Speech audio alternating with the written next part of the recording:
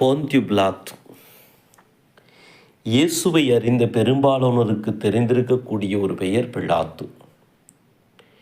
இயேசுவின் மீது பொய்க்குற்றம் சாற்றி அவரை பிலாத்துவின் முன்னால் கொண்டு வந்து நிறுத்தினார்கள்.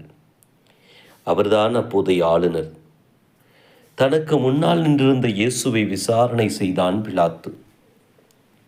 ஆனால் இயேசுவிடம் குற்றம் எதையும் காண அவனால் முடியவில்லை.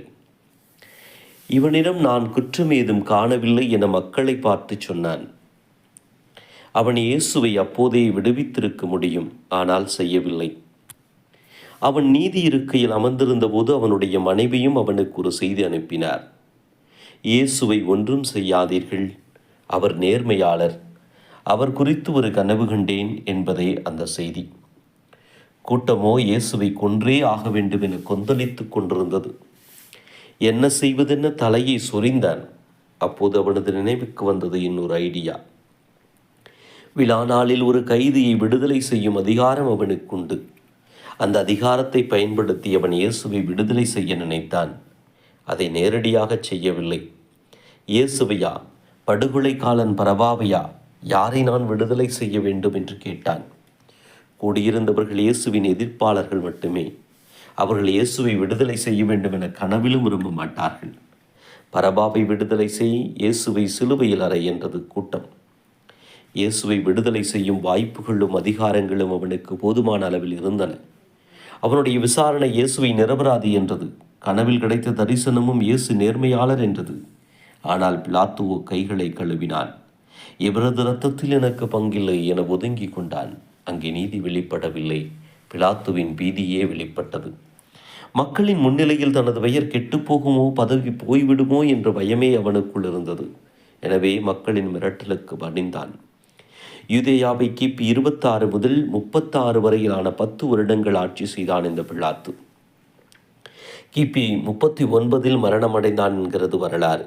அதாவது இயேசுவின் மரணத்துக்கு பின் வெகு சில ஆண்டுகளே அவனது வாழ்க்கை இருந்தது. அந்த வாழ்க்கையின் மீதான வெறியே அவனை இயேசுவின் விரோதியாக மாற்றியது. ஆனால் இந்த நிகழ்வு பல தீர்க்க தரிசனங்கள் நிறைவேற்றும் விதமாக அமைந்தது.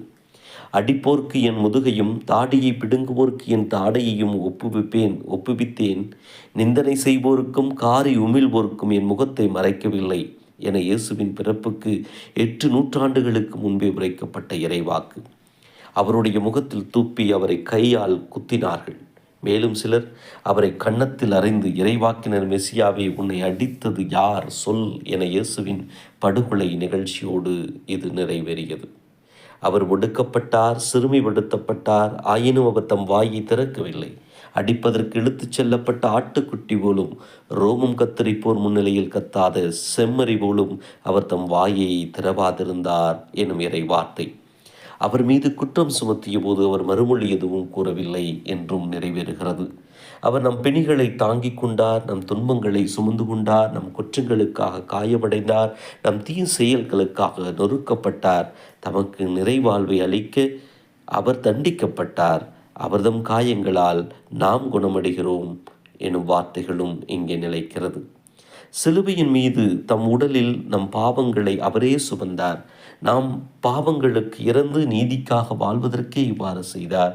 அவர்தம் காயங்களால் நீங்கள் குணமடைந்துள்ளீர்கள் என்றும் நிறைவேறியது. என் ஆடைகளை தங்களிடையே பங்கிட்டுக் கொள்கின்றன, என் உடையின் மேல் சீட்டு போடுகின்றன எனும் இறைவார்த்தை. ஆடை கிழிக்க வேண்டாம், அது யாருக்கு கிடைக்கும் என்று பார்க்க சீட்டு குலுக்கி போடுவோம் என்று படைவீரர்கள் சொன்னவும் நிறைவேறியது. இப்படி இன்னும் பல தீர்க்க தரிசனங்கள் இயேசுவின் மரணத்தோடு நிறைவேறின. மக்கள் என்ன நினைப்பார்களோ என்னும் கவலையிலும் சுயநல சிந்தனைகளுடனும் வாழ்ந்தால் இறைவனுக்கு எதிராக பெரும் பாவம் செய்தவர்களாக மாறுவோம் என்பது பிலாத்துவின் வாழ்க்கை நமக்கு சொல்லித்தரக்கூடிய பாடம்.